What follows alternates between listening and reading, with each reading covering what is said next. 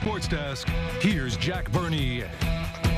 Good evening, everybody, and welcome back. A huge day for Indiana State Sycamore Athletics. Starting with softball, as 5-seeded Indiana State took on top-seeded Northern Iowa in the Missouri Valley Conference Tournament. Semifinals, ISU looking to punch their ticket to the championship game for the first time since 2015. Lexi Benko getting the start in the circle, and the defense was outstanding all day. Here, Abby Chips tosses to Kennedy Shade, who fires it to Isabella Henning to turn the 4-6-3 double play for the Sycamores as Indiana State gets out of the first. And Indiana State gets on the board in the top of the second as they run the squeeze play as Kaylee Barrett gets the bunt down and Cassie Thomerson slides in with the game's first run as ISU takes a 1-0 lead in this one. But the story of the day was Sycamore pitching and defense as this one is hit deep to left field, but Danielle Henning makes a nice running catch up against the wall, fires it back into the infield to complete the double play.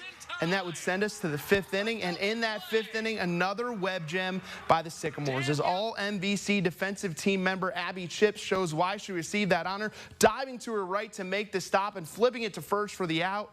What a play by Chips there to get into the 6th inning. Former Northview Unite Lauren Sackett would come in and close it out. Indiana State wins it 1-0. They move on to the MVC championship game for the first time since 2015, where they will face Southern Illinois Saturday at 2 p.m. Today's win was ISU's 32nd, which is the most in program history.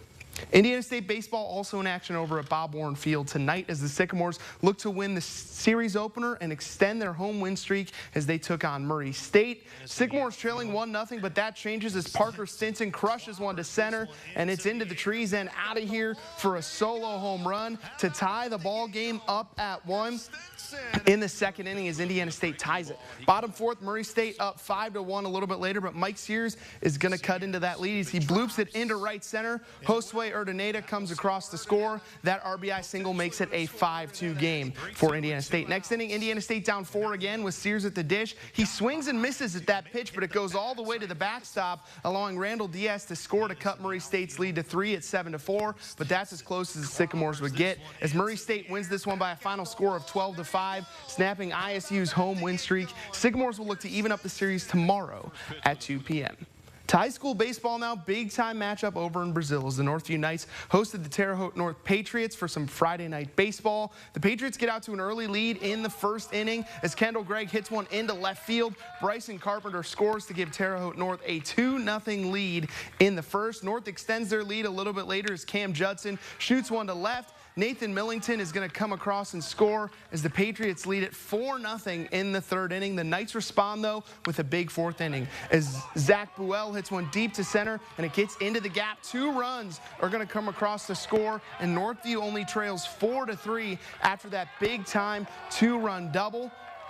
Still in the 4th inning, it's Jackson Ferris delivering a clutch hit for the Knights as he lines it up the middle and into center field. Buell slides head first into home with the tying run as this game is all tied up at 4, but the Knights weren't done in this inning as Peyton Lear steps up to the plate, and he's going to hit one hard, and it's going to get through to center field for a base hit, and Ferris is going to come across, and he is going to beat the throw at home. That's close play at home. He beats the tag as he slides head first into home, and the Knights take a 5-4 lead. They led it 6-4 after the 4th, and it stayed that way until the 7th when Terre Haute North would tie and take the lead as Austin Black hits that one deep down the right field line. It gets into the corner. 2-run score on the clutch 2-run triple, and that hit would be the difference as the Patriots, on the strength of a 4-run 7th, win it 8-6 as Terre Haute North snaps their 3-game losing streak.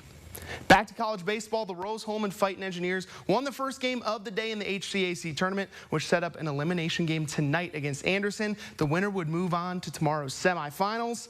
Fighting Engineers get off to a fast start as Andy Krajewski hits one down the left field line. It gets all the way to the wall. 1-run scores as Rose takes a 1-0 lead in the 1st inning in this one. Fast forward, bottom of the 6th inning, this game is tied up at 2, and the Engineers retake the lead as Mason Rasmussen hits one between short and third. It gets through for an RBI single. Rose goes back on top at 3-2, but the big hit in this one would belong to Anderson and Tyler Smitherman as he hits one over the first baseman's head into right field. 2-run score. Anderson leads at 5-3, and Anderson goes on to win at 6-3 as Rose-Hulman finishes the season at 23-21. And that's a wrap for sports. We'll be right back.